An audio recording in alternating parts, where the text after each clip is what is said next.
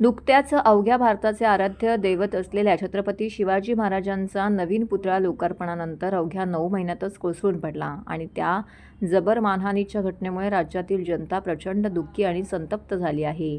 या घटनेमुळे सर्वच सार्वजनिक प्रकल्पांची सुरक्षितता सुनिश्चित करण्याची वेळ आली आहे. म्हणूनच राज्य सरकारने गेल्या 5 वर्षात पुनरुत्थानास नेलेल्या सर्वच मोठ्या बांधकाम प्रकल्पांचे सखोल लेखापरीक्षण महत्त्व बाबी लक्षात घेऊन करावे. शिवाय आपल्या देशातील तरुण अधोगतीच्या गर्तेत गेला आहे. बेरोजगारी, गुन्हेगारी, व्यसनाधीनता, अंधश्रद्धा आणि फसवणूक अशा अनेक समस्यांमध्ये तो खितपत पडला आहे. त्याला यातून जर बाहेर काढायचं असेल तर तरुणांच्या हाती पर्यावरण रक्षणाची जबाबदारी दिल्याने त्यांच्यातील सकारात्मक ऊर्जेचा प्रचंड स्रोत देशविकासाच्याही कामी येऊ शकतो. जर 20-22 वर्षाचा तरुण IAS IPS बनू शकतो तर शासन प्रशासनामधील महत्त्वाची भूमिका बजावू शकतो, तर 20-22 वर्षाचा तरुण देशविकासासाठी सर्वोत्तम पर्याय होऊ शकतो. मुळातच समृद्ध असलेल्या भारताला विकसनशील देशाच्या यादीतून विकसित देश म्हणून जर कोण परिवर्तित करू शकत असेल तर फक्त आणि फक्त तरुणच. म्हणून जगात सर्वात जास्त तरुण भारतात, तरीही तरुणांचं नेतृत्व नाही देशात, या महत्त्वपूर्ण विषयावरती परिसंवादाच्या आयोजनास त्यांनी सुरुवात केली आहे. सर्व शिक्षण संस्थांमध्ये अविरतपणे परिसंवाद होत राहणार आहे. 700 कोटी झाडं लावण्याच्या महासंकल्पामध्ये सुद्धा तरुण सहभागी सातत्याने होत आहेत. याबद्दलही तुम्हाला माहिती असावे. हे तरुणांनी सुरू केलेलं देश महत्त्वाचे कार्य प्रचारातही आणावे ही विनंती पत्रकार परिषदेच्या माध्यमातून संस्थापक अशोक एंजे सर यांनी केली आहे. मी Ashok एंजे, basically eco friendly life आणि तरुण तगडा भारत या मुवमेंटमध्ये आपण काम करत आहे. इको फ्रेंडली लाईफच्या माध्यमातून आपण 700 कोटी झाडं लावण्याचा उपक्रम घेतलेला आहे संपूर्ण भारतभर आणि त्याच्यातून तरुणांच्या माध्यमातून हा उपक्रम आपल्याला साध्य करायचा आहे की ज्याच्यातून तरुणांचं नेतृत्व तयार होईल व तरुण तगडा भारत सक्षम पद्धतीने संपूर्ण जगामध्ये आपल्याला विकसित भारत असा दिसला पाहिजे, ज्याला आपण तरुण तगडा भारत म्हणू. आतापर्यंत आपण 26,700 झाडं लावलेली आहेत आणि ती 4 वर्ष आपल्याला जगवायची आहे आणि ह्या वर्षी आपण जी रोपं तयार करणार आहे तर दुसऱ्या वर्षी, तिसऱ्या वर्षी आणि चौथ्या वर्षी हे प्रमाण कोट्यावधीपर्यंत जाणार आहे. सुरुवात ही महाराष्ट्र आणि गोव्यापासून सुरुवात झालेली आहे. याच्यापुढे आपण संपूर्ण भारतभर हा प्रवास करणार आहे. प्रत्येक राज्याला आपण भेट देणार आहे.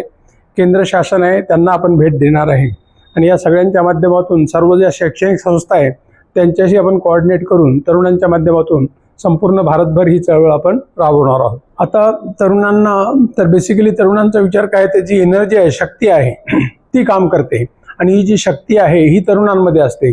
आता ही जी प्रक्रिया आहे ही ट्रान्सफॉर्मेशनची आहे. तर नेमकं ट्रान्सफॉर्मेशन म्हणजे काय की एखाद्या तरुणांमध्ये जो विचार बदलतो आणि तो सक्षम पद्धतीने आपल्या कामाला लागतो. उदाहरणार्थ एखादा 20-22 वर्षाचा तरुण मिलिटरीमध्ये जॉईन होतो, त्याचं लग्न झालेलं असतं, पण 4 वर्ष ट्रेनिंग घेतल्यानंतर तो त्या सीमेवर अगदी पाकिस्तानची सीमा असू द्या, चीनच्या सीमा असू द्या, त्या अगदी निधड्या छातीने त्या सीमेवरती उभा राहतो आणि संपूर्ण भारताला आपल्या खांद्यावर घेतो. हा 4 वर्षामध्ये घडलेला प्रकार जो आहे तो म्हणजेच ट्रान्सफॉर्मेशन.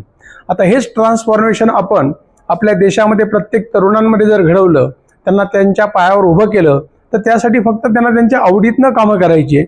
आपल्या आवडीचं काम घ्यायचं, 4 वर्ष त्याचा पाठपुरावा करायचा, म्हणजे ती व्यक्ती त्याच्या व्यवसायामध्ये लक्षाधीश, कोट्याधीश झाल्याशिवाय राहत नाही.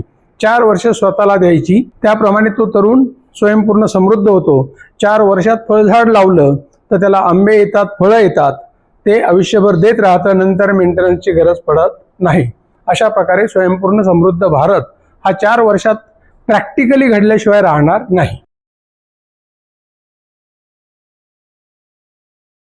महाराष्ट्रातील भगिनींना आधार देणारी राज्य शासनाची मुख्यमंत्री माझी लाडकी बहीण योजना.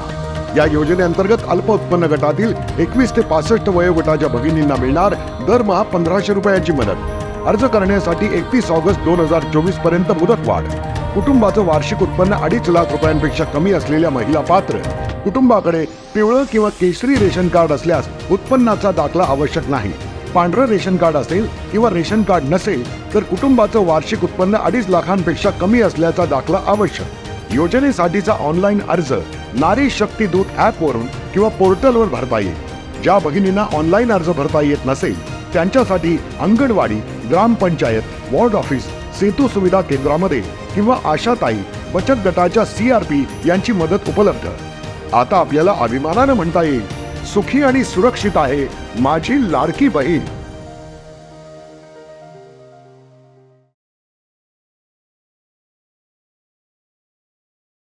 ठाण्यातील 17 शिक्षकांना आदर्श शिक्षक पुरस्कार. ठाणे महापालिकेतर्फे महापालिका आणि खासगी शाळांतील शिक्षकांचा गौरव करण्यात आला. ठाणे महानगरपालिकेतर्फे शिक्षक दिनाच्या निमित्ताने महानगरपालिका क्षेत्रातील शाळांमधील एकूण 17 गुणवंत शिक्षकांना आदर्श शिक्षक पुरस्कार 2024 देऊन त्यांचा सन्मान करण्यात आला. त्यात महापालिका शाळांतील 13 तर खासगी अनुदानित शाळांतील 4 शिक्षकांचा समावेश आहे. अतिरिक्त आयुक्त प्रशांत रोडे आणि उपायुक्त सचिन पवार यांच्या हस्ते सर्व शिक्षकांचा सन्मान करण्यात आला. शिक्षकांच्या योगदानाचा उल्लेख करून अतिरिक्त आयुक्त प्रशांत रोडे यांनी पुरस्कार प्राप्त शिक्षकांचे अभिनंदन केले. तसेच महापालिकेकडून शिक्षण विभागासाठी घेतल्या जात असलेल्या उपक्रमांचा देखील आढावा घेतला. कोपरी परिसरातील एका प्रतिष्ठित व्यापाऱ्याकडून 50,000 रुपये खंडणी मागणाऱ्या 2 आरोपींना कोपरी पोलिसांनी शिताफीने अटक केला आहे. आरोपीमध्ये विशाल उर्फ बाळासाहेब साहेबराव भोसले आणि कडुबा महादू तेलरू यांचा समावेश आहे. सन 2019 पासून कोपरी येथील प्रतिष्ठित व्यापाऱ्यांकडून विविध वर्गणीच्या नावाखाली खंडणी वसूल करणाऱ्या भोसलेने 6 सप्टेंबर 2024 रोजी पुन्हा 50,000 रुपये खंडणीची मागणी केली. पैसे न दिल्यास आपल्या दुकानातून मिठाई खरेदी करून 500 ते 1,000 लोकांना खाऊ घालून मारण्याची धमकी दिली. तसेच ठाण्यात चालणाऱ्या गँग्स आपल्या भरोशावरती चालतात असंही सांगितलं. सदर व्यापाऱ्याने कोपरी पोलीस ठाण्याचे वरिष्ठ पोलीस निरीक्षक रणजित डेरे यांना माहिती दिल्यानंतर पोलिसांनी परिस्थितीचे गांभीर्य लक्षात घेऊन सापळा रचला. वरिष्ठ पोलीस अधिकारी आणि गुन्हे प्रकटीकरण पथकाच्या मदतीने पोलिसांनी आरोपींना अटक केली आणि त्यांच्या ताब्यातून 1,80,030 रुपये हस्तगत केलेत. वरिष्ठ पोलीस निरीक्षक रणजित डेरे यांनी कोपरी परिसरातील इतर व्यापाऱ्यांनाही अशा प्रकारच्या घटनांबद्दल पोलिसांमध्ये तात्काळ संपर्क साधण्याचं आवाहन केलं आहे. ठाणे महापालिका क्षेत्रात यंदा गणेश मूर्ती विसर्जन करण्यासाठी 6 फिरत्या विसर्जन व्यवस्थांची व्यवस्था करण्यात आली आहे. या महापालिका आयुक्त सौरभ राव यांच्या संकल्पनेतून व्यवस्था तयार झाली असून त्याचे लोकार्पण सौरभ राव यांच्या हस्ते महापालिका मुख्यालयाच्या प्रांगणामध्ये करण्यात आले. विसर्जनाची व्यवस्था असलेला हा ट्रक ठरलेल्या वेळी वेगवेगळ्या ठिकाणी फिरणार आहे. त्या ट्रकवरील टाकीत गणेश मूर्तींचं विसर्जन करता येणार आहे. कृत्रिम तलाव टाकी व्यवस्था याप्रमाणेच महापालिकेने यंदा फिरत्या विसर्जन व्यवस्थेचा प्रयोग केला आहे. सध्या 4 प्रभाग समितींमध्ये वेळापत्रकानुसार हे ट्रक फिरणार आहेत. गणेश भक्तांनी या सुविधेचा लाभ घ्यावा असं आवाहन आयुक्त सौरभ राव यांनी लोकार्पण प्रसंगी केले. यावेळी अतिरिक्त आयुक्त प्रशांत रोडे, उपायुक्त जी गोदेपुरे, उपायुक्त मिनल पालांडे, मुख्य पर्यावरण अधिकारी मनीषा प्रधान, आरोग्य अधिकारी डॉक्टर राणे शिंदे इत्यादी उपस्थित होत्या. महापालिका आयुक्त सौरभ राव यांच्या निर्देशानुसार ठाणे महानगरपालिका क्षेत्रात बांधकाम विभाग, पर्यावरण विभाग आणि घनकचरा विभाग यांनी विसर्जन व्यवस्थेचं नियोजन केलं आहे.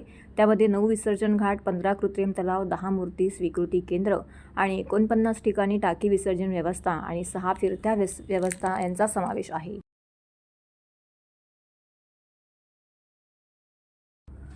वाजत गाजत ढोल ताशांच्या गजरात, गुलाल उधळत, नाचत आज 1.5 दिवसांच्या 45,000पेक्षा जास्त श्रीमूर्तींचं भावपूर्ण वातावरणामध्ये विसर्जन करण्यात आलं.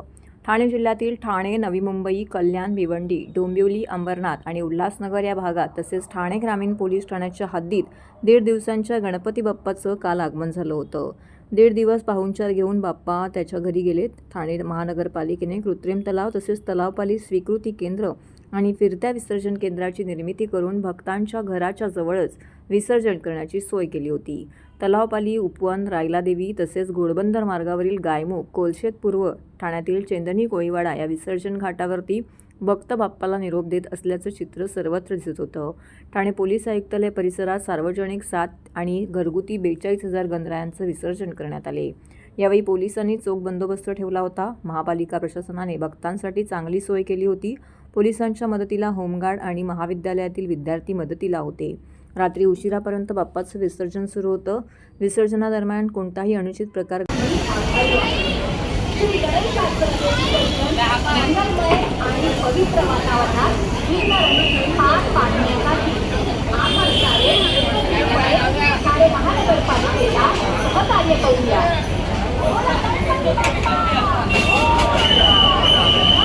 गणेश विसर्जनासाठी आलेल्या सर्व गणेश भक्तांचे ठाणे महानगरपालिकेतर्फे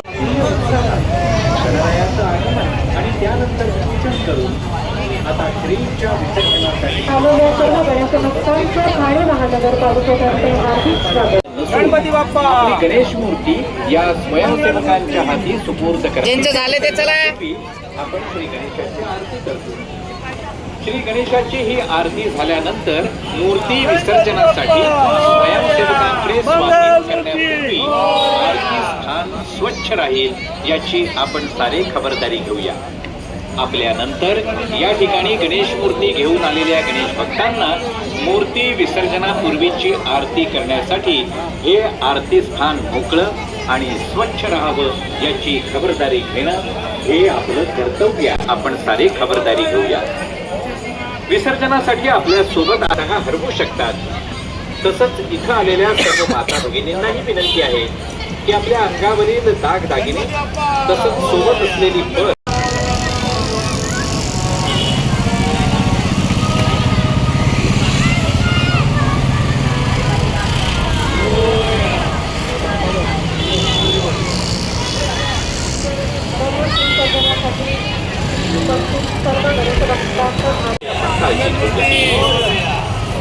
इथे उपस्थित पोलीस अधिकारी आणि कर्मचारी आणि महानगरपालिकेचे सुरक्षा रक्षक आणि स्वयंसेवकांच्या सूचनांचा आदर राखून गणपतीचा जय जयकार.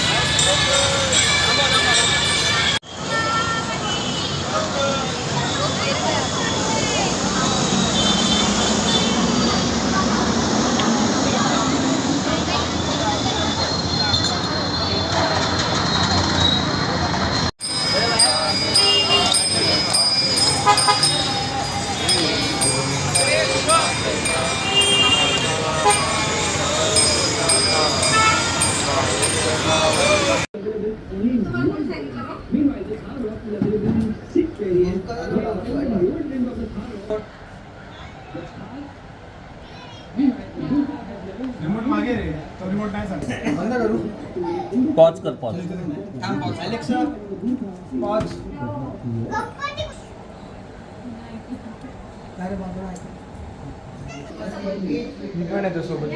गणपती बाप्पा मोरया, मंगलमूर्ती मोरया, बाप्पा बाप्पा मोरया. 1 2 3 4 गणपतीचा जय जयकार. 1 2 3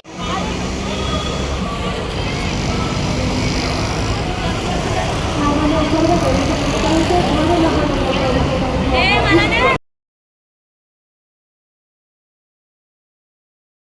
दिव्यांग कला केंद्रात दरवर्षीप्रमाणे यंदासुद्धा सलग 7व्या वर्षी पर्यावरणपूरक गणेशोत्सव साजरा करून झाडे लावा झाडे जगवा हा संदेश देण्यात आला. संस्थापक किरण नागती यांच्या संकल्पनेतून दिव्यांग कला केंद्रात सर्व दिव्यांग मुलांच्या आनंदासाठी, समाधानासाठी व सोबत या मुलांच्या माध्यमातून आपल्या समाजाला एक महत्त्वपूर्ण संदेश देण्यासाठी लाल मातीच्या कुंडी गणेशमूर्तीचे आगमन व कुंडी विसर्जन सुरू करण्यात आले. आजच्या प्रदूषित वातावरणामध्ये निसर्गाचा ऱ्हास करत आपण सण उत्सव साजरे करतोय. तसेच नकळतपणे वायू प्रदूषण, ध्वनी प्रदूषण, जलप्रदूषण अशा अनेक प्रदूषणाची निर्मिती गणेशोत्सवात सुद्धा आपल्यामार्फत होते. महापुरासारख्या भयंकर घटना दरवर्षी घडत आहेत. अनेक आजारांच्या विळख्यात आपण सापडले आहोत. म्हणूनच दिव्यांग कला केंद्रात लाल मातीच्या गणेशमूर्तींचे आगमन नेहमीप्रमाणे दिव्यांग मुलांच्या हस्ते करण्यात आले.